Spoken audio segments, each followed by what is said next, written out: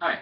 Um, you probably came across the news past couple months or this month uh, concerning the refugees fleeing from Middle East into the Europe.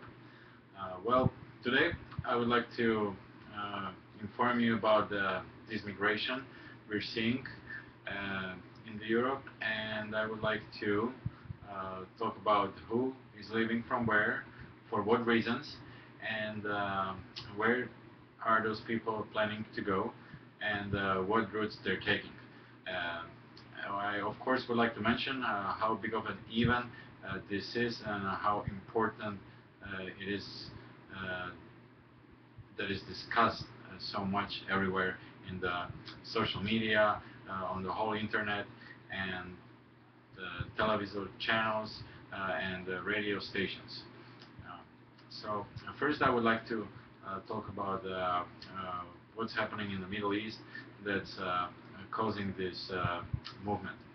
Uh, Middle East has been a little problematic area for a couple past decades, and the things got pretty bad in Syria.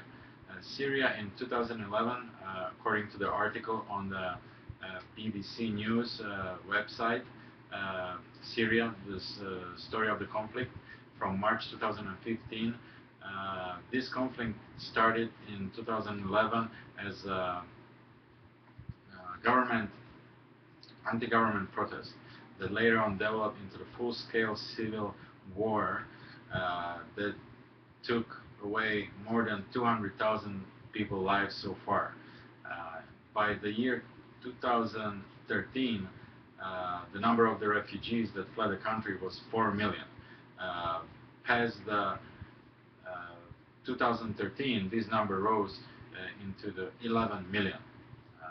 The main conflict lies between the President Bashar al-Assad and jihadist militants from Islamic State. And now that you know why those people are leaving from the area, Syria, let's talk about how they're getting and where they're getting. Uh, the refugees that are fleeing Middle East are heading towards the Europe right now. Uh, they decided probably to go that way because of the good conditions for life. It's a safety place and offers a lot of options for them to how to continue their life. So I've been watching the television news, night news in Slovakia daily for the past month and a half, and there wasn't a day uh, when the journalist wouldn't report on this topic. Almost every day there's some kind of report from some country about this issue. The reporters are reporting all the way from the Greece through the Serbia, uh, Croatia, Hungary, Slovakia, Austria, Germany. From all those countries, the refugees are crossing.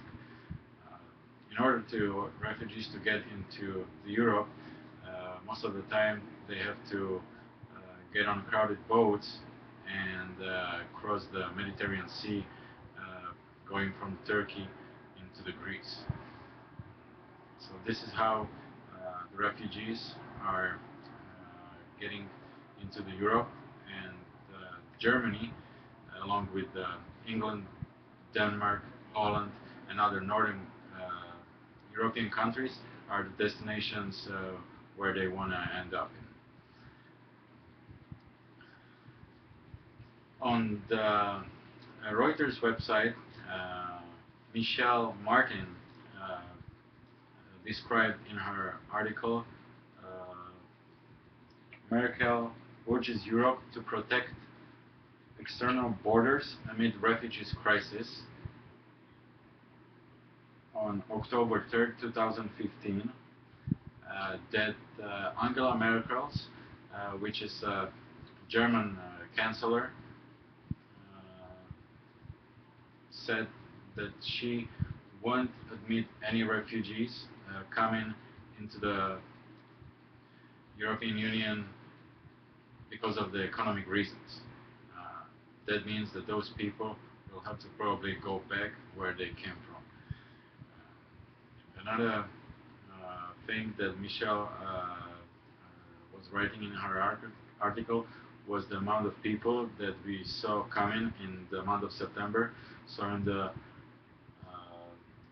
month of September, there were 200,000 refugees alone, and by the end of the year, this number is expecting to be somewhere around 800,000 people. So this is a big amount of people that it's coming into the Europe in such a short time.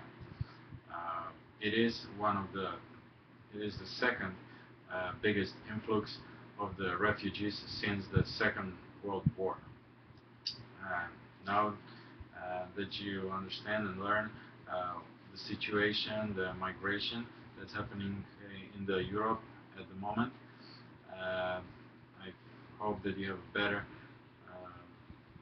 view on what are the effects of the war and how big of an historical event this is. It is one of the biggest events we've seen so far in the 21st century. And the situation just keeps developing, so it will be interesting to monitor and watch how it ends.